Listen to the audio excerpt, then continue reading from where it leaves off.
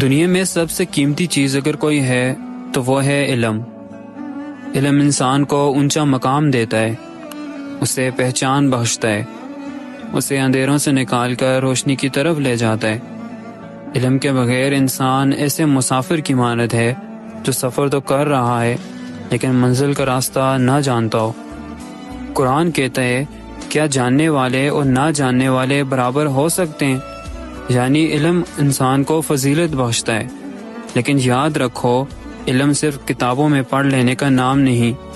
علم اس وقت حقیقی علم بنتا ہے جب وہ انسان کے کردار میں جھلکے، اس کی زندگی میں نظر آئے۔ علم وہ چراغ ہے جو جلنے کے بعد روشنی دیتا ہے، مگر اگر اس چراغ کو جلایا ہی نہ جائے تو وہ صرف ایک ڈبہ ہے۔ اسی طرح علم اگر زندگی میں داخل نہ ہو تو وہ صرف الفاظ ہیں جو زبان پر ہیں، دل اور عمل میں نہیں۔ علم تمہیں سکھاتا ہے کہ نماز فرض ہے، لیکن نماز پڑھنا عمل ہے۔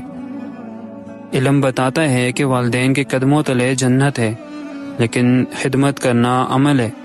علم کہتا ہے کہ رزق حلال کمانا ضروری ہے، مگر حلال کمائی کرنا عمل ہے۔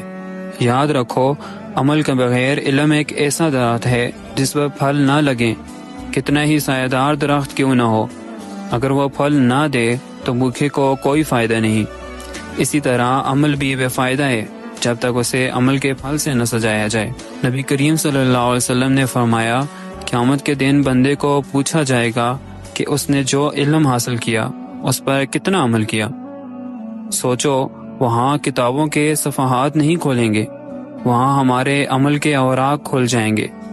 اصل کامیابی اس کی ہے جو اپنے علم کو اپنی زندگی میں لے آئے، جو سچائی کو جانے اور سچ بولے، جو بھلائی کو سمجھے اور بھلائی کرے، جو نماز کے حکم کو جانے اور سجدوں سے دل کو منور کرے۔ علم اور عمل ایک دوسرے کے بغیر نامکمل ہیں۔